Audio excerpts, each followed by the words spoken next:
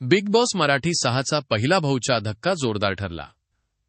रितेश देशमुखने घरात विनाकारण वाद घालणाऱ्या स्पर्धकांची कानउघडणी केली. तन्वी कोलते आणि रुचिता जामदार यांना त्यांच्या वागणुकीबाबत थेट समज देण्यात आली.